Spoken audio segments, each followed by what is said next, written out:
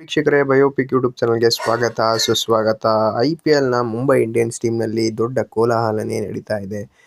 ರೋಹಿತ್ ಅಲ್ಲ, ಬೂಮ್ರಾ ಅಲ್ಲ, ಸ್ಕೈ ಕೂಡ ಅಲ್ಲ. ಈಗ ಹಾರ್ದಿಕ್ನ ಜಾಗಕ್ಕೆ ಹೊಸ ಹುಡುಗನನ್ನು ನಾಯಕನನ್ನಾಗಿ ಮಾಡುವ ಸಾಧ್ಯತೆ ಇದೆ. ಹೌದು, ಈ ಸೀಸನ್ನಲ್ಲಿ ಮುಂಬೈ ಇಂಡಿಯನ್ಸ್ನ ಸೀಸನ್ನ ಸಂಪೂರ್ಣವಾಗಿ ಹಾಳಾಗಿದೆ ಎಂಬಾಗಲೇ ಟೂರ್ನಿಯಿಂದ ಹೊರಬಿದ್ದಿದ್ದಾರೆ. ಮುಂಬೈ ಇಂಡಿಯನ್ಸ್ ತಂಡದ ಪ್ರದರ್ಶನ ತುಂಬ ನಿರಾಶಕವಾಗಿತ್ತು. ಇದೀಗ ಮತ್ತೊಂದು ಸುದ್ದಿ ಏನೆಂದರೆ ತಂಡದೊಳಗಿನ ಗುಂಪುಗಾರಿಕೆ ಸ್ಪಷ್ಟವಾಗಿ ಕಾಣಿಸ್ತಿದೆ. ಹಾರ್ದಿಕ್ ಪಾಂಡ್ಯ ಮುಂಬೈ ಇಂಡಿಯನ್ಸ್ಗೆ ಬಂದಾಗನಿಂದಲೇ ಒಂದು ಹಾರ್ದಿಕ್ ಪಾಂಡ್ಯ ಗುಂಪು, ಮತ್ತೊಂದು ರೋಹಿತ್ ಶರ್ಮಾ ಗುಂಪು ಸ್ಪಷ್ಟವಾಗಿ ಕಾಣಿಸುತ್ತಿತ್ತು. ಏಕೆಂದರೆ ರೋಹಿತ್ ಶರ್ಮಾ ನಾಯಕನಾಗಿದ್ದಾಗ 5 ಬಾರಿ ತಂಡವನ್ನು ಚಾಂಪಿಯನ್ಸ್ ಮಾಡಿದ್ದರು.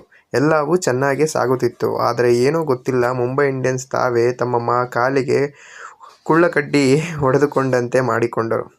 ಜನರು ಸಾಮಾನ್ಯವಾಗಿ ಕಾಲಿಗೆ ಉಳ್ಳಕಡ್ಡಿ ಹೊಡೆದುಕೊಳ್ಳುತ್ತಾರೆ ಅಂತಾರೆ, ಆದರೆ ಇವರು ಕಾಲಿಗೆ ಅವರೇ ಮುಳ್ಳು ಚುಚ್ಚಿಕೊಂಡ್ರು. ಫಾರ್ ಎಕ್ಸಾಂಪಲ್ ಹೇಳಬೇಕು ಅಂದರೆ, ಆಮೇಲೆ ನಿಜವಾಗಿಯೂ ಮಜಾ ಆಯಿತು. ಹಾರ್ದಿಕ್ ಪಾಂಡ್ಯವನ್ನು ನಾಯಕನನ್ನಾಗಿ ಮಾಡಿದ ನಂತರ ಕಳೆದ 2-3 ಸೀಸನ್ಗಳಿಂದ ಮುಂಬೈ ಇಂಡಿಯನ್ಸ್ ಸ್ಥಿತಿ ಹೇಗಿದೆ ನೀವೇ ನೋಡ್ಬೋದು.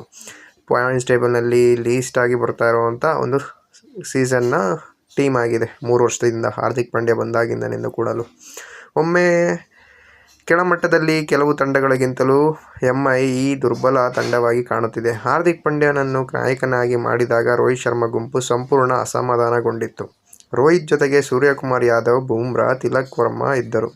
ಅವರೊಂದಿಗೆ ಎಲ್ಲವೂ ಚೆನ್ನಾಗಿ ನಡೆಯುತ್ತಿತ್ತು. ಆದರೆ ಬಳಿಕ ಹಾರ್ದಿಕ್ ಪಾಂಡ್ಯ ಬಂದ ಮೇಲೆ ಗುಂಪುಗಾರಿಕೆ ಶುರುವಾಯಿತು. ಇದೀಗ ನೋಡಿ, ಸೂರ್ಯಕುಮಾರ್ ಯಾದವ್ ಸರಿಯಾಗಿ ಆಡುತ್ತಿಲ್ಲ, ಹಾರ್ದಿಕ್ ಪಾಂಡ್ಯ ಕೂಡ ಪ್ರದರ್ಶನ ನೀಡುತ್ತಿಲ್ಲ, ರೋಹಿತ್ ಶರ್ಮಾ ಕೂಡ ಹಾರ್ದಿಕ್ ನಾಯಕತ್ವದಲ್ಲಿ ವಿಶೇಷವಾಗಿ ಆಡುತ್ತಿಲ್ಲ. ಹೀಗಾಗಿ ಒಟ್ಟಾರೆ ವಿಷಯ ಸ್ಪಷ್ಟವಾಗಿದೆ. ಹಾರ್ದಿಕ್ ಪಾಂಡ್ಯ ನಾಯಕನಾಗಿರುವವರೆಗೂ ಈ ತಂಡ ಚಾಂಪಿಯನ್ ಆಗಲು ಕಷ್ಟ.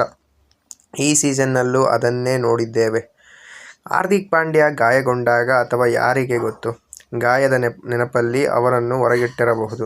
ಸೂರ್ಯಕುಮಾರ್ ಯಾದವ್ಗೆ ನಾಯಕತ್ವ ನೀಡಲಾಯಿತು. ಮೊದಲ ಪಂದ್ಯವನ್ನೇ ಗೆದ್ದಿತ್ತು. ಎರಡನೇ ಪಂದ್ಯವು ಬಹುತೇಕ ಗೆಲ್ಲುವ ಹಂತದಲ್ಲಿತ್ತು. ಕೊನೆಯ ಚೆಂಡಿನಲ್ಲಿ ಸೋತರು. ಆದರೂ ತಂಡದ ಆಟದಲ್ಲಿ ದೊಡ್ಡ ಬದಲಾವಣೆ ಕಂಡು ಬಂದಿತ್ತು.